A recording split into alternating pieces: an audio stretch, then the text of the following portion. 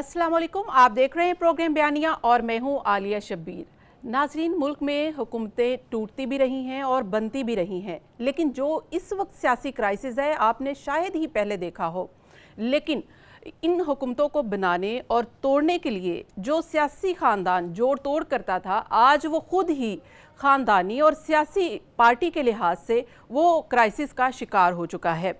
ये सियासी मफादात कहें या फिर कुछ और, आइए बात करते हैं चौधरी शुजात हुसैन के फर्जंद और मुस्लिम लीग काफ के सेक्रेटरी जनरल पंजाब तारा इम्तियाज़, जिनको नवाजा गया, चौधरी शाफे हुसैन से। अस्सलाम वालेकुम चौधरी शाफे हुसैन साहब, बहुत बहुत शुक्रिया प्रोग्राम में ज्वाइन करने के लिए। वालेकुम सलाम। अच्छा, इतने ज़्यादा सब्जेक्ट हैं आपसे बात करने के लिए, तो लेट्स स्टार्ट फ्रॉम यू के अभी हम आपको ज़ाहिर है जानते तो हैं, चौधरी शुजात साहब के बेटे हैं आप और आपका नाम है, लेकिन सियासत में आपकी एंट्री अचानक अभी हम देख रहे हैं। पहले आप कहाँ थे? पहले आपने सियासत शुरू क्यों नहीं की? जी, जो आपका ये सवाल है इसके बारे में मैं ये कहूँगा कि मैं सियासत में 2004 से हूँ, ऑन ग्राउंड पॉलिटिक्स में।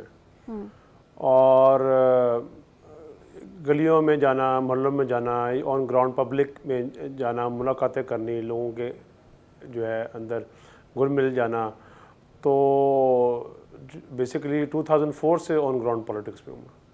राइट, लेकिन मंजर आम पर नहीं थे, आपने कोई इलेक्शन कॉन्टेस्ट नहीं किया। उस जब से आप पार्टी के लिए काम तो कर रहे हैं, इलेक्शन कॉन्टेस्ट नहीं किया, तो आपको ये की जा रही थी कि चौधरी शुजात हुसैन साहब का जो सियासी कद काट है वो आप लोग लेकर आगे बढ़ेंगे, लेकिन उनके फर्जंद आगे नहीं आए। चौधरी परवेज़ इलाही और उनके फर्जंद आगे आए, तो आप लोग पीछे रहे, उसकी क्या वजह थी? उसमें मैं ये कहना चाहूँगा कि ख़ानदान के ही हमारे कुछ फ़र्द हैं जिन्होंने चाहे नहीं कि मैं आऊँ। जब भी इलेक्शन आता था मुझे ये कह दिया जाता था कि जी तुमने जो है वहाँ पर हल्के में पहुँचने और कैंपेन करनी है, जो कि मैं करता रहा हूँ दिन रात। और जब मेरी अपनी बारी आती थी तो ख़ानदान के कुछ अफराद हैं वो ये कह देते थे कि जी चौधरी शुजात हुसैन साहब को कि जी ये शाफे नूं जड़ा ना अगली बारी कर लांगे या ज़िमनी इलेक्शन में कर लांगे। मतलब कि हमेशा ही मेरा अपना कोटेस्ट होने का जो है ना वो ख़ानदान के ही कुछ फ़र्दों की वजह से डिले होता रहा मेरा। राइट, हर इलेक्शन में भी और हर अच्छा, तो फिर इसका मतलब ये है कि ये सच है कि आपके ख़ानदान के जो रॉयल प्रिंस है वो मुअन्नस इलाही हैं? ये तो आप उनसे पूछ सकती हैं या आप मतलब कि इसका मैं आप क्या जवाब दूँ उस चीज़ का। मैं तो आपको ये बता दिया कि हमेशा ही जो है ना मेरा ख़ानदान के अंदर से एक दो अफराद ने हमेशा मेरा डिले कराया और शुजात साहब को कहा कि नहीं अभी नहीं, इसको ये नेक्स्ट टाइम आ जाएगा, और हमेशा जो है ना उस बात को सर्कल्स में घुमा दिया जाता था। जबकि मैं समझता हूँ कि कोई भी सियासी ख़ानदान हो वो इकट्ठे मिल के चलेंगे तो सियासी ख़ानदान जो है वो आगे चलता है। मगर मोनी साहब ने 6 महीने पहले ही चौधरी शुजात हुसैन साहब को कह दिया था कि जी सियासत अपनी अपनी। अब वो लोग हमारे साथ नहीं चलना चाहते। अब सारों को पता ही है कि वो पीटीआई में किस तरह गए, उसके पीछे क्या इसके ऊपर मैं बात करती हूँ आपसे, लेकिन थोड़ी सी मैं मजीद चाहती हूँ कि आप, जाहिर है कि आप एक्टिव पॉलिटिक्स का हिस्सा बन चुके हैं, इलेक्शन कॉन्टेस्ट करने जा रहे हैं, आपने अपने कागजात भी पंजाब असेंबली के लिए जमा करवा दिए हैं, तो ये ज़रा बताइए कि किस हल्के से आप इलेक्शन कॉन्टेस्ट करेंगे, आपके मद्दे मुकाबिल कौन होंगे? जी, अब अल्लाह ताला के फजल करम से मौका मिला तो मैंने जो है गुजरात में अल्लाह के फजल से 2 हल्कों में एमपी के जो है वो नॉमिनेशन पेपर जमा करवा दिए और इवन टिकट्स भी जमा करवा दिए फ्रॉम पाकिस्तान मुस्लिम लीग। और इसमें जो एक गुजरात सिटी का हल्का है उसमें मेरा जो है मुकाबला जो है वो पीटीआई के कैंडिडेट से है, और जो विलेज का एमपी का हल्का है वहाँ पर जो है परवेज़ इलाही साहब ने कागज़ जमा करवाए हुए हैं पीटीआई की तरफ से, और मैंने इन दोनों हलकों में पाकिस्तान मुस्लिम लीग की तरफ से नॉमिनेशन पेपर जमा करवाए हुए हैं। राइट, तो आपको क्या लगता है कि चौधरी परवेज़ इलाही जो कि 2 बार वज़ीर आला रह चुके हैं, स्पीकर रहे हैं, उनकी भी एक वर्किंग है, अभी काफ लीग को जिस तरह से वो उसके 2 हिस्से हुए, कुछ ग्रुप चौधरी परवेज़ इलाही की जानिब चला गया, जाहिर है कि वहाँ पर भी उनका अपना एक वोट बैंक है और उन्होंने अपनी एक लेगेसी लोगों के साथ बनाए रखी है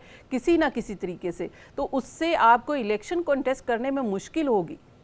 नहीं, ये जो है एक तासुर है, अब मैं इसकी डिटेल्स में समझता नहीं हूँ कि पब्लिकली मैं ऐसी कोई बात करूं, मगर मैं इस हवाले से एक बात ज़रूर करना चाहूँगा कि पंजाब में अब तो चौधरी शाफे साहब मैदान एक है, खिलाड़ी दो हैं, तो अब तो आके आपको खुल के बात करनी पड़ेगी ना। जाहिर है कि मैदान में मैं कोई घबराता नहीं हूँ मैदान से, मैं मैदान से घबराता बिल्कुल नहीं हूँ।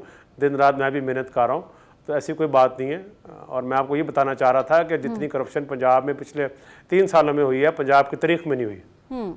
इतनी लूट मार जितनी हुई है, गरीबों की ज़मीनों पर कब्जे किए गए, ट्रांसफ़र पोस्टिंग के पैसे लिए गए, तो इसका हिसाब कब होना है? मतलब कौन करेगा? ये भी तो चीज़ें हैं ना जो पंजाब में होती रही हैं। ये कौन कर रहा था? ये शाफे साहब, ये कौन कर रहा था? ये पिछले दौर की हुकूमतें करती रही हैं ना, सारों को पता है। पिछले दौर की हुकूमत पीटीआई की थी और उनके इत्तेहादी काफ लीग जिसका हिस्सा आप भी थे, और उसके बाद चौधरी परवेज़ इलाही वज़ीर आला बने, और जाहिर है कि उनके साथ आप कह सकते हैं कि उनके साथ आप लोग नहीं थे। लेकिन ये बताइए कि किस हुकूमत की बात कर रहे हैं, कि जो कुछ टाइम चौधरी परवेज़ इलाही को मिला वो, या फिर उससे पहले? मैं केयर टेकर से पहले जो पिछली 2 हुकूमतें थी पंजाब की, मैं उन दोनों हुकूमतों की बात कर रहा हूँ। यानी कि आप ये समझते हैं कि जो एंटी करप्शन ने छापा मारा, वो करप्शन की वजह से चौधरी परवेज़ इलाही के ऊपर? जो एंटी करप्शन ने छापा मारा, वो छापा बहुत गलत तरीके से मारा गया और वो तरीकाकार ठीक नहीं था। हाँ। और जो है अभी आने वाले दिनों में इंशाल्लाह उम्मीद है कि एंटी करप्शन के भी जो तरीकाकार था वो अपनाया गया। छापा मारने का वो ठीक नहीं था, तो लिहाजा एंटी करप्शन के भी कुछ अफराद जो हैं उनके ऊपर उनको जो है मैं समझता हूँ कि मुअत्तल करना चाहिए अपनी पोजीशन से। राइट शाफी साहब, वो तो जाहिर है कि इसके ऊपर भी मेरे सवाल है कि छापे के हवाले से भी, लेकिन क्योंकि मैं आपने बात की है करप्शन की, तो ये संगीन मामला है, ये एक छोटा मामला नहीं है कि जिसको इग्नोर कर दिया जाए। करप्शन का मामला है, तो आपके पास आप जब कह रहे हैं कि पिछली हुकूमतें, तो आप बराह रास्त चौधरी परवेज़ इलाही को भी कह रहे हैं कि वो भी इस करप्शन का हिस्सा रहे हैं, ट्रांसफ़र पोस्टिंग में पैसे लिए। मैंने ये नहीं कहा, मैंने कहा है कि मैं ओवरऑल बात कर रहा हूँ आपसे, मैं ओवरऑल बात कर रहा हूँ कि पंजाब में बहुत करप्शन होती रही, ये मैंने आपको बताया। राइट तो आप ये समझते नहीं है कि चौधरी परवेज़ इलाही के ऊपर करप्शन के जो चार्जेस हैं वो सही है नहीं है? आप उनके बारे में कमेंट कर सकते हैं? वो तो अभी चल रहे हैं ना, वो तो कोर्ट में चल रहे हैं, वो तो कोर्ट ने फैसला करना है। मैं तो उसके बारे में कुछ नहीं कह सकता। मुझे तो ये भी नहीं पता था कि है क्या, केस है क्या। और कुछ अफराद हमारी ख़ानदान के कहते हैं कि शायद हम करा रहे हैं, हमारा तो कोई लेना देना नहीं है इन केसेस से। तो मैं तो हमेशा कहता हूँ और आज भी कह रहा हूँ, आपके प्रोग्राम में भी ये कहता हूँ, किसी के साथ किसी किस्म की कोई ज्यादती नहीं होनी चाहिए, और जो भी किसी के ऊपर केस है वो ऑन मेरिट होना चाहिए। जी बिल्कुल। अच्छा, ये तो आपको तरीकेकार जिस तरह से छापा मारा गया उसके ऊपर एतराज़ है, लेकिन बेहतर नहीं होता कि जैसे आप कह रहे हैं कि अगर किसी को गिरफ्तार करने के लिए कोई भी कानून नाफिज करने वाले इदारे आते हैं, तो कोई भी टीम आती है, तो उनके साथ ताउन करना चाहिए, ना कि इस तरह से राह फ़रार इख्तियार करनी चाहिए। और जिस फिर मुश्किलात का सामना आपकी फैमिली को भी करना पड़ा, अगर गिरफ्तारी हो जाती, चौधरी परवेज़ इलाही सामने आ जाते, उसको फेस कर लेते, तो ये सब कुछ नहीं होता। दरअसल ये ना सारा मिसमैनेज किया है इन्होंने सारा, और मतलब कि इतनी देर जो धावा बोला गया, दरवाजे तोड़े गए, मुझे जो लगता है वो तो मतलब कि थे ही नहीं, तो किसको ढूंढ रहे थे वहाँ पर। और ये जो है आधी रात को आ जाना, और इट वाज वेरी शॉकिंग, और ये तरीकाकार किसी के साथ भी दोबारा कभी नहीं होना चाहिए। इसलिए मैंने पहले भी प्रोग्राम में जिक्र किया कि हमें जी। अच्छा, मुझे ये बताइएगा कि हमने जो अभी तक स्टेटमेंट देखी है, वफाकी हुकूमत भी कहती है कि जी हमारे तो इल्म ही नहीं है। हमने निगरान वज़ीर आला का स्टेटमेंट भी देखा है, बल्कि चौधरी शुजात हुसैन साहब से वो माफ़ी मांगने भी गए कि मुझे तो इसका इल्म ही नहीं था कि ये सब कुछ हो गया है। तो फिर इसका ज़िम्मेदार कौन है? अभी तक जाहिर है कि आप एक वफाकी हुकूमत का हिस्सा हैं और आपको ख़बर ही नहीं है कि आपके घर में इस तरह की रेड का वाक़या हो जाना और ज़िम्मेदारों का तयन ना होना। जी, इससे अगले दिन जो है जब ये रेड हुई है, उससे अगले दिन, क्योंकि रात 3-4 बजे तक ये मामला सारा चलता रहा है, तो अगले दिन नेक्स्ट डे जो है वो शहबाज शरीफ साहब की कॉल आई थी सालिक साहब को, और ये सारा मामला डिस्कस हुआ, और चौधरी सालिक हुसैन साहब ने प्राइम मिनिस्टर शहबाज शरीफ साहब को सारा ब्रीफ किया कि ऑन ग्राउंड क्या होता रहा है, और उन्होंने कहा है कि इसके ऊपर जो हम पूरी तरह इन्वेस्टिगेट करेंगे। और इसके अलावा जो आप जब पंजाब की बात कर रही हैं, वो भी जो पंजाब में जो आईजी हैं वो उन्होंने भी यही कहा है कि जो इसमें इन्वॉल्व थे अनासिर, उनको जो है वो जो है उन पर एक्शन लेकर तो उनको मुअत्तल किया जाएगा। राइट, अभी तक जाहिर है कि कोई डिटेल सामने आई नहीं है कि किसी के खिलाफ कोई कार्रवाई की गई है और कौन इसमें मुलविस रहा है। इंशाल्लाह उम्मीद है कि अगले हफ्ते को इंशाल्लाह कमिंग वीक में उम्मीद है कोई डिटेल सामने आ जाए। राइट, यहाँ पे ब्रेक देंगे और जिस तरह से हमने देखा है कि निगरान वज़ीर आला मोहसिन नकवी ने रिएक्ट किया कि उनको वो बेखबर थे, तो क्या ये तासुर जो आता है कि पंजाब में डिफेक्टो वज़ीर आला भी मौजूद हैं, ये तासुर कितना दुरुस्त है, इस पर बात करेंगे एक ब्रेक के बाद। Keep watching.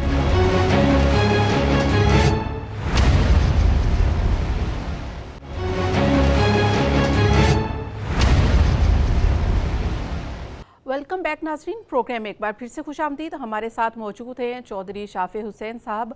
इस वक्त हम उनसे बात कर रहे हैं ना सिर्फ उनकी अपनी पार्टी के हवाले से, मुल्की सियासी हालात के ऊपर भी बात कर रहे हैं और इस वक्त सियासी क्राइसिस है उसको आगे किस तरह से टैकल किया जाएगा। चौधरी शाफे साहब, मेरा सवाल ब्रेक से पहले ये था कि क्या ये तासुर दुरुस्त है कि इस वक्त डिफेक्टो वज़ीर आला भी पंजाब में मौजूद है, मोहसिन नकवी साहब की को इतना इल्म ही नहीं होता कि क्या हो रहा है सूबे में? ऐसी बात नहीं है कि इल्म नहीं था, तो आपको भी पता ही है कि जब ये सारा मामला हुआ है तो उस दिन वो थे वहाँ सऊदी अरेबिया में उम्रे पे गए हुए थे। बिल्कुल सही आप कह रहे हैं कि वो उम्रे पर गए थे और उसके बाद आकर उन्होंने कहा, जाहिर है कि वो फैमिली मेंबर भी हैं आपके और इसलिए उन्होंने मुनासिब समझा। हालांकि इस बात के ऊपर चौधरी परवेज़ इलाही ने कहा है कि छापा तो मेरे घर पे पड़ा था और मुआफ़ी चौधरी शुजात साहब से मांगी है, तो ये बात उनको शायद समझ में नहीं आ रही। तो एक बात आप बता दीजिएगा कि चौधरी परवेज़ इलाही के घर पर जब मैं इसका आपको जो पहले आपका जो आपने जिक्र किया है, पहले मैं उसका जवाब दे देता हूँ। उसमें इस तरह था कि जिसके ऊपर जो भी केसेस होता है, एक तो पहले मैंने जैसे बताया तरीकाकार ठीक नहीं था। शुजात हुसैन साहब की तरफ वहाँ से डाइवर्ट होकर पुलिस क्यों आ गई वो भी सबको ऑलरेडी पता है, तो उस डिटेल्स में अब क्या जाना है वो आपको पता ही है कि किसी ने गलत इन्फॉर्मेशन दी गई कि जी शुजात साहब जो हैं वो उनकी तरफ परवेज़ इलाही साहब जो हैं वो हैं। राइट, यहाँ पे यही मेरा पॉइंट था, एग्जैक्टली मेरा पॉइंट यही था कि जब गलत इन्फॉर्मेशन दी तो यहाँ पर भी कोई सियासत तो नहीं की गई चौधरी शुजात हुसैन साहब के साथ एक बार फिर से कि उनको सामने कर दिया गया? ऐसी कोई बात नहीं की। मैंने जो आपको जो मैंने हवाला दिया ना पहले भी, इसमें किसी किस्म की वो चीज़ नहीं थी। इसमें टोटली मैं समझता हूँ कि एक दो अफराद हैं जो वहाँ पर मौजूद थे जिनकी वजह से सारा मिसमैनेज हुआ है, जबकि वहाँ पर सारों को पुलिस वालों को सारों को कहते रहे हैं मैं और सालिक साहब के आप लोगों के पास गलत इन्फॉर्मेशन है, तो जो आप ये हरकत कर रहे हैं ये सही नहीं है। मगर उन्होंने उस टाइम बात नहीं सुनी और फिर मेरे हाल में कुछ घंटे बाद ही उनको शायद होश आई थी। तो राइट, लेकिन जिस तरह से जाहिर है कि आप लोगों ने जाहिर है कि जिस तरह से आपने फेस किया और ये सारा एपिसोड देखा, यकीनन किसी के लिए भी ये काबिले बर्दाश्त नहीं है और आपने जाहिर है अपनी एक ख़ानदानी रवायत के मुताबिक आप लोगों ने फिर भी तहम्मुल का मुजाहरा किया, कोई बहुत ज़्यादा इसमें हुकूमत से मुतालबा नहीं किया। क्या ये अंदरूनी तौर पर बातचीत की गई है कि अगर इस तरह के हमारे साथ सलूक होगा तो फिर हम इत्तेहाद से बाहर निकल सकते हैं? देखें, बात हमारे इत्तेहाद की नहीं है। पहली चीज़ ये जो है तरीकाकार मैंने आपको पहले भी बताया कि ठीक नहीं था करने का, और जब आप अंदर आ गए, जब बता रहे हैं हम खड़े होके कि जी यहाँ पर परवेज़ इलाही साहब नहीं है, ठीक है, तो शुजात साहब की जो दरवाज़ा था उसकी तरफ भी उन्होंने कोशिश करते रहे बड़ी देर के वो दरवाज़ा टूट जाए। तो अगर वो भी दरवाज़ा टूट जाता खुदा ना खास्ता और अंदर आ जाते फिर तो मेरे ख्याल में बड़ा सीरियस कोई ना कोई जो है और मज़ीद सीरियस मसला बन जाना था।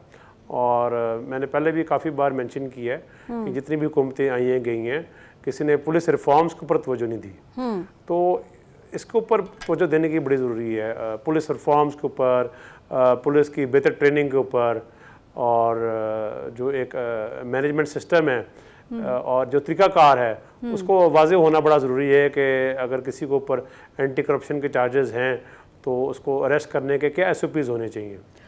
जी बिल्कुल बिल्कुल आप सही कह रहे हैं, लेकिन ये सारा मामला आप पुलिस के ऊपर ही ना डाल दें, या आपको ये यकीन दहानी करा दी गई है कि ये जी खुद से हो गया?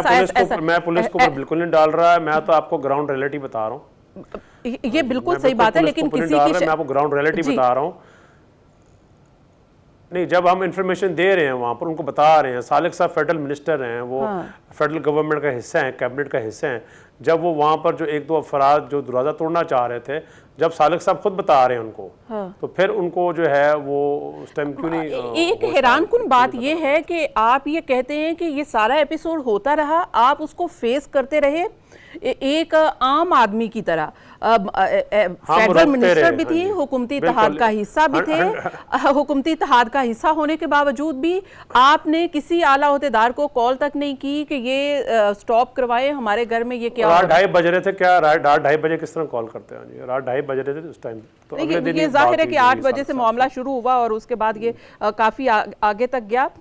चलिए ठीक है, लेट्स मूव। 12 बजे के बाद काफी पीक पे चला जी, लेकिन ऐसा नहीं है कि अगर ऐसा है तो इतने बड़े फैमिली और इत्तेहादी होने के नाते आपको ये इतना राइट तो था, इतना लिवरेज तो गवर्नमेंट आपको इतनी वेटेज तो देती कि आप अपने को कोई अगर प्रॉब्लम आ गई तो आप लोग अपना प्रॉब्लम उनके सामने रख सकते, लेकिन क्यों नहीं रखा, ये हैरानकुन बात। जी, हमारे फेडरल के अलायंस की वजह से ही, जी बिल्कुल, हमारे फेडरल के अलायंस की वजह से ही आईजी पंजाब जो हैं वो चौधरी शुजात साहब के घर पर तशरीफ़ लाए थे और उसमें मैं भी मौजूद था और सालिक साहब भी मौजूद थे और वो सारा मामला जो है वो डिस्कस किया गया और उन्होंने हमें एश्योरिटी दी है कि हमें कुछ दिन दें आप, और हम इसकी थॉरो इन्वेस्टिगेशन कर रहे हैं। ऑलमोस्ट 90% इन्वेस्टिगेशन कंप्लीट हो गई है और मैं समझता हूँ उसका रिजल्ट निकलना चाहिए।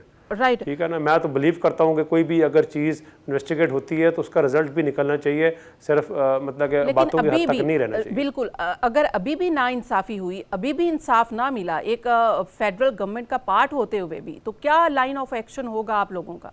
आई एम श्योर के जो इंसाफ मिल जाएगा। मैंने आपको बताया है कि अगले आने वाले दिनों में जो है जो भी इसमें ऑन ग्राउंड लोग इन्वॉल्व थे। जी ठीक है, जी ठीक है, आपको तवक्को है, चले उम्मीद करते हैं कि ऐसा ही हो। लेट्स मूव फॉरवर्ड कि अगर हम बात कर लें थोड़ी सी कि चौधरी परवेज़ इलाही के साथ जो इख्तिलाफात शुरू हुए थे कि तहरीक अदम एतमाद और इमरान खान का साथ देना या PDM का साथ देना, यहाँ से ये बात शुरू हुई थी और चौधरी मुन्नस इलाही ने ये कहा कि उनको जनरल बाजवा ने ये कहा था कि वो इमरान खान के साथ हो जाएं, इसलिए वो उन्होंने अपने वालिद साहब को कहा, चौधरी परवेज़ इलाही साहब को, कि आप PTI के साथ इत्तेहाद कर लें, लेकिन आप लोगों ने PDM का साथ दिया, ये उनका कहना है। तो क्या आप लोगों को भी कहीं से कॉल आई थी कि आप लोग PDM का साथ दें, क्योंकि आप लोग तो PTI के इत्तेहादी थे, तो आप लोगों ने तो साथ छोड़ दिया? उसमें जो आप बात का जिक्र कर रही है ना, आपके मुन्नस इलाही साहब कह रहे हैं कि जी बाजवा साहब की कॉल आई, तो बाजवा साहब की कब कॉल आई इनको?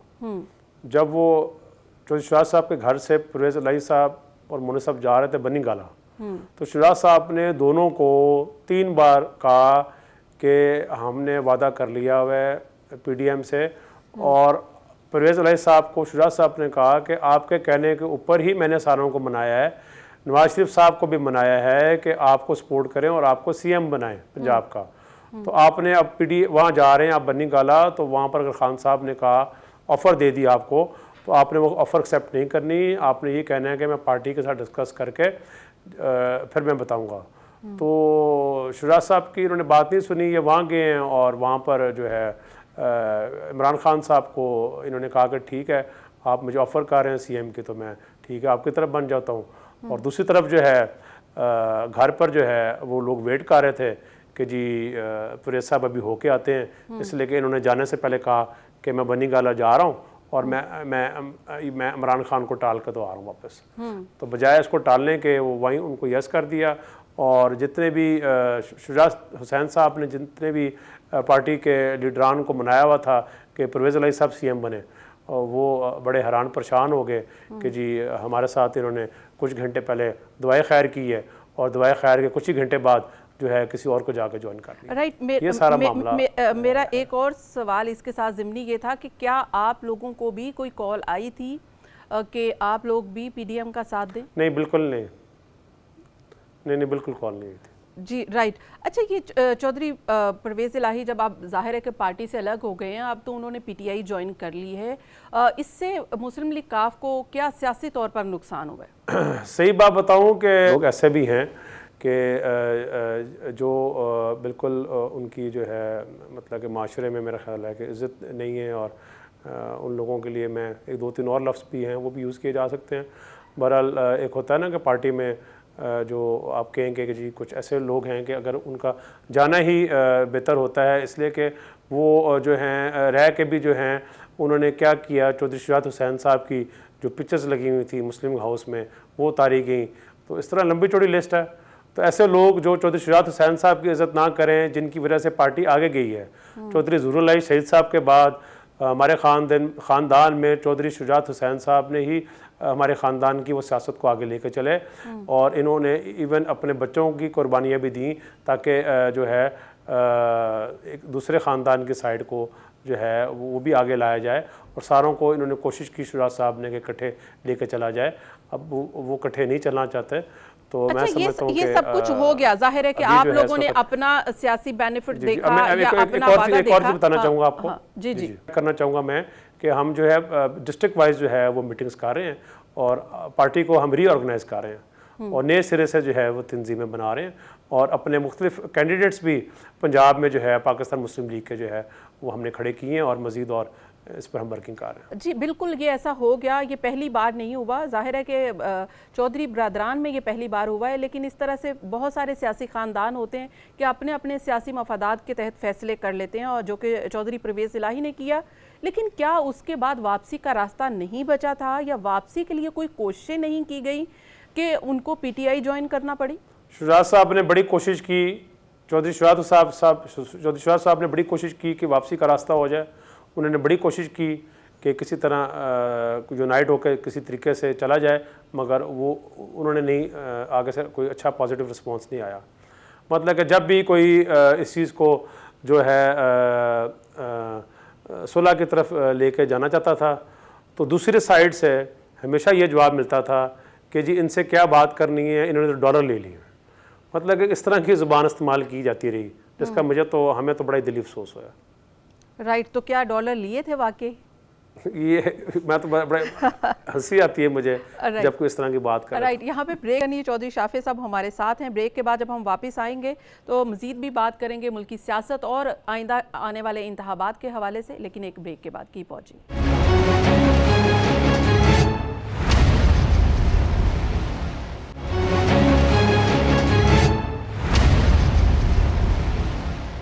वेलकम बैक नाज़रीन, प्रोग्राम एक बार फिर से खुशामदीद। हम बात करेंगे अब पाकिस्तान की ओवरऑल सियासी क्राइसिस के हवाले से और PDM की हुकूमत के हवाले से कि आगे क्या होगा, इंतखाबात कब तक हो सकते हैं।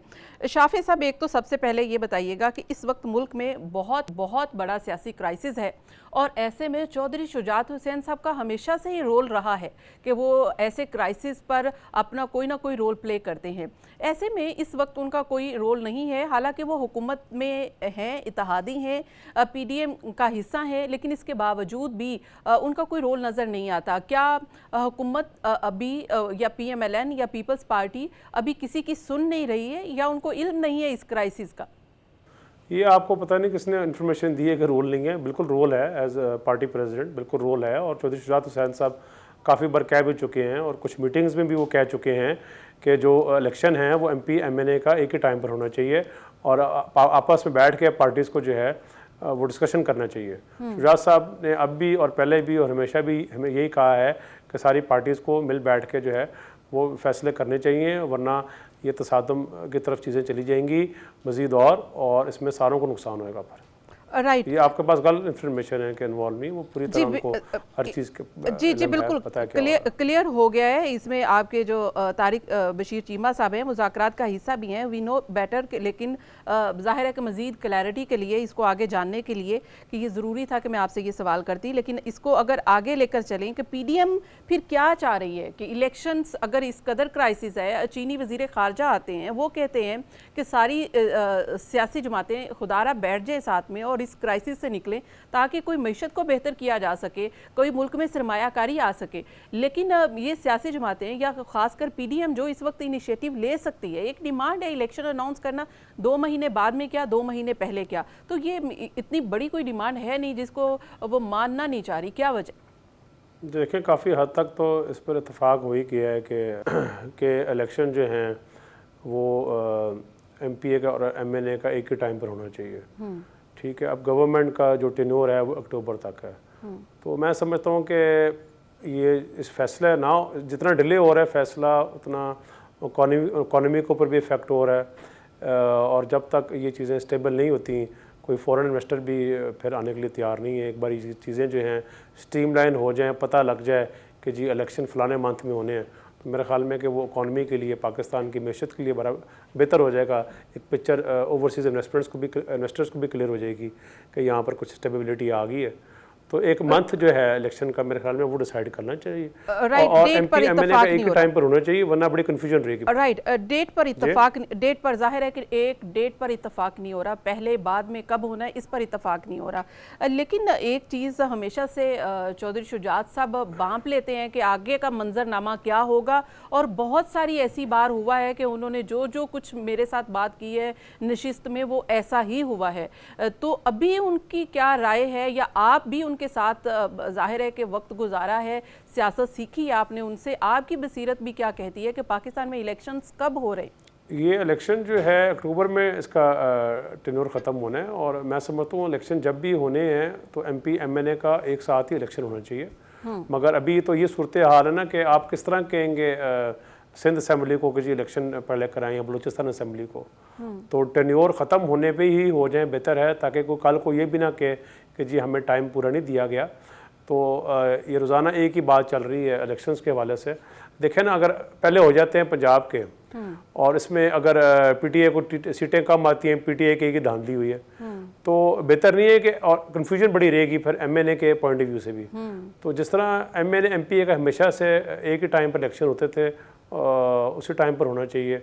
फिर पहले बड़ी बातें हुई इलेक्ट्रॉनिक रिफॉर्म्स की इलेक्शन डे के हवाले से, उस पर भी कोई बात नहीं हो रही, वो सारे भूल ही गए कि वो टॉपिक किधर गया, वो इलेक्शन रिफॉर्म्स का और इलेक्ट्रॉनिक वोटिंग का। जी बिल्कुल, इसके ऊपर कोई नहीं कि अब आप इलेक्शन के बाद भी, इलेक्शन की डेट आ भी जाए लेकिन उसके बाद इलेक्शन करवाना, कंडक्ट करवाना, उनके नताइज को एक्सेप्ट करना, ये भी एक बड़ा काम है, और वो लेजिस्लेशन से ही है, उससे पहले मुमकिन नहीं है। लेकिन इसके ऊपर कोई बात करने को तैयार नहीं है। डेट की है कि इन सारी चीज़ों को भी इनकी मीटिंग्स का हिस्सा बनाना चाहिए। राइट, सिर्फ इलेक्शन का मंथ डिसाइड करना खाली बात नहीं है। जी बिल्कुल, लेकिन जाहिर है कि ये अपनी फेस सेविंग कह सकते हैं कि हर कोई अपनी अपनी फेस सेविंग के लिए, कि ये अगर मिल जाए तो सियासत में फेस सेविंग हमें मिल जाएगी, और ये अगर हो जाए तो फेस सेविंग उनको मिल जाएगी। ये इस वक्त रसाकशी चल रही है। लेकिन दूसरी तरफ देखा जाए तो क्या आपको लगता है कि एस्टैब्लिशमेंट ने कहा है कि वो एपॉलिटिकल हो गए हैं? आपको क्या लगता है, हमेशा से एस्टैब्लिशमेंट का पाकिस्तान की पॉलिटिक्स में रोल रहा है, और क्या आपको नहीं लगता कि अब भी है, या अब एपॉलिटिकल वाकई है? मेरे ख्याल में कि हम सबको जो है ना, सियासतदानों को जो है, जो मेजर इश्यूज़ हैं उन पर बैठ के जो है वो फैसले करने चाहिए। और जो नेशनल सिक्योरिटी काउंसिल है उसके ऊपर भी रिस्पॉन्सिबिलिटी सारों को बैठ के देनी चाहिए कि वो भी कुछ फैसले करें। तो जब जो है, अगर हम आपस में नहीं कोई चीज़ें फैसला कर सकते, और हर कोई अपनी अना का मसला लेके बैठा हुआ है, ठीक है, तो जब चीज़ें बहुत ज़्यादा तसादम की तरफ और हेट्रिक की तरफ जो जा रही हैं और मज़ीद चली जाएंगी, फिर तो जिनकी आप बात कर रही हैं उनके पास तो फिर कोई और चॉइस नहीं होगी। बिल्कुल बिल्कुल, आप सही कह रहे हैं। लेकिन अगर दूसरी तरफ देखें कि अब पीटीआई चीफ जस्टिस के हक में रैलियां निकाल रही है, यहाँ पर एक अलग से महाज है कि पार्लियामेंट है या फिर पीडीएम की हुकूमत है, वो और सुप्रीम कोर्ट आमने सामने खड़े हो गए हैं। एक तरफ एक जमात उनके हक में रैलियां निकाल रही है, तो नज़रिया ज़रूरत तो पैदा हो रहा है। तो ये नज़रिया ज़रूरत को ख़त्म कैसे किया जा सकता है? रैलियाँ तो ऐसे निकाली जा रही हैं जिस तरह शायद किसी कोई कैंडिडेट के लिए निकाली जा रही है। इस तरह नहीं होती चीज़ें। और जो है हर अदारे का जो है एक अदब होता है, एहतराम होता है, तो उस तरीके से चलना चाहिए। तो मैं समझता हूँ कि ये जो आपस में हेट्रेड है, इसका जो है विद इन द पब्लिक ये चीज़ बढ़ रही है, इस चीज़ को ख़त्म होना चाहिए। राइट, आप क्या समझते हैं कि जो और बढ़ जाएगी? जिस तरह से बाकी हमने देखा है कि काफ लीक हो जाए या फिर दीगर जो इत्तेहादी है उनमें से जो छोटी जमातें हैं, उन्होंने भी पीडीएम की हुकूमत से तहफ़्फ़ुज़ात का इजहार किया है। वो कहते हैं कि हम ज़्यादा इमरान खान के साथ कंफर्टेबल थे बजाय कि इस वक्त पीडीएम के साथ हैं। तो आपको क्या लगता है कि इस वक्त इख्तलाफ राय विदन गवर्नमेंट हैं इत्तेहादी जमातों के साथ, पीएमएलएन, पीपल्स पार्टी और दूसरी दीगर जमातों के? बज़ाहिर तो कोई नज़र नहीं आ रहे अभी। और बाकी जहाँ बात है डिफरेंसेस की, वो हर पार्टी में होते हैं और उसका एक ही हल होता है कि फेस टू फेस मिल बैठ के तो उन मामलात को जो है हल किया जाए। राइट, आपके क्या लगता है कि क्या वाकई ही जो इस वक्त पीडीएम कह रही है, खासकर पीएमएलएन का जो स्टांस है चीफ जस्टिस और उनके साथ जो जजेस हैं बेंच के हवाले से, वो गलत है, नहीं ऐसा होना चाहिए? वो तो जो अपना मौक़िफ़ उन्होंने अपनाया हुआ है वो तो ये अपनाया हुआ है ना 4-2-3 वाला जो है। जी बिल्कुल जी। तो आप लोग भी ये समझते हैं कि ऐसा ही है, ये वन साइडेड फैसला है और किसी की फेवर में है? फैसले जो है मेरिट होने चाहिए, मेरिट पर होने चाहिए। किसी भी जो है 100% एक पार्टी को या एक फ़र्द को देख के वो फैसला नहीं होना चाहिए। इस वक्त जो फैसला हुआ, यही क्या मेरा इस फैसले के ऊपर आपके तासुर जानना चाह रही थी कि क्या ये जो फैसला हुआ ये सिर्फ पीटीआई के लिए था? आपको भी यही लगता है जो पीडीएम कहती है, पीएमएलएन कहती है? कौन से वाला फैसला है?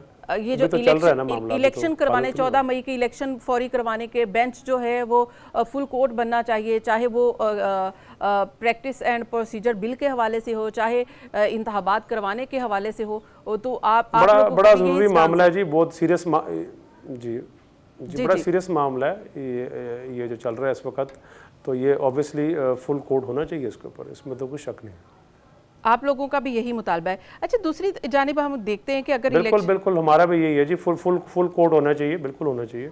दूसरी तरफ अगर आप देखें कि 14 मई का फैसला अभी तक उसमें अबहम मौजूद है कि इलेक्शंस होने हैं नहीं होने हैं, अभी तक इसके ऊपर कुछ क्लियर नहीं है, तो इलेक्शंस इतनी जल्दी हो भी नहीं सकते। क्या आपको लगता है कि सुप्रीम कोर्ट कुछ ऐसा फैसला दे सकती है कि जिसके नतीजे में ये हुकूमत या वज़ीर आज़म की कुर्सी ख़तरे में पड़ जाए? ये तो अब पता नहीं आगे क्या फैसले आने। आपको पता है कि डेली जो है चीज़ें चेंज हो रही हैं, मगर टेन्योर जैसे मैंने आपको पहले मेंशन किया है, वो गवर्नमेंट का टेन्योर जो पूरा होता है वो अक्टूबर है। और जहाँ बात है सूबे में इलेक्शन कराने की, अगर एक सूबे में इलेक्शन कराया गया तो उसका भी रिजल्ट जो है वो दूसरी पार्टी ने कल को तस्लीम ही नहीं करना। इसलिए बेहतर है कि एमए और एमपी का एक ही टाइम पर इलेक्शन हो। जी बिल्कुल। और दूसरा ये है कि कुछ इकोनॉमिक क्लॉजेज भी होती हैं जो लॉ इजाज़त भी देता है कि कुछ एक सर्टन ऑन ग्राउंड सिचुएशन के हवाले से कुछ चीज़ें एक्सटेंड भी की जा सकती हैं। जी तो, बिल्कुल, मतलब कि आइन में मौजूद है। ठीक है। अब अभी तो आपके साथ डिस्कशन के लिए बहुत सारे क्वेश्चंस थे, लेकिन क्योंकि हमारे पास टाइम शॉर्ट है, लास्ट क्वेश्चन मैं ये कहूँगी कि चौधरी परवेज़ इलाही के लिए वापसी का कोई रास्ता है? अगर वो आना चाहें तो आप उनको वेलकम कहेंगे? हमें तो कभी भी इशू नहीं हुआ, हमने तो हमेशा दरवाजे अपने खुले रखे और उनको ही हमेशा हमारे से जो है वो इशू रहा है। बहुत बहुत शुक्रिया। चौधरी शाफे हुसैन साथ है फरजंद चौधरी शुजात हुसैन और मुस्लिम लीग काफ के इस वक्त पंजाब के सेक्रेटरी जनरल भी हैं। वो हमसे बात कर रहे थे, आगे चलकर वो इलेक्शन कॉन्टेस्ट भी करने जा रहे हैं। ना सिर्फ काफ लीग की सियासत, पाकिस्तान की सियासत और पार्टी इख्तलाफात के अलावा ख़ानदानी इख्तलाफात पर भी उन्होंने खुलकर बात की। That's all tonight. मुझे दीजिए इजाज़त। अल्लाह हाफ़िज़।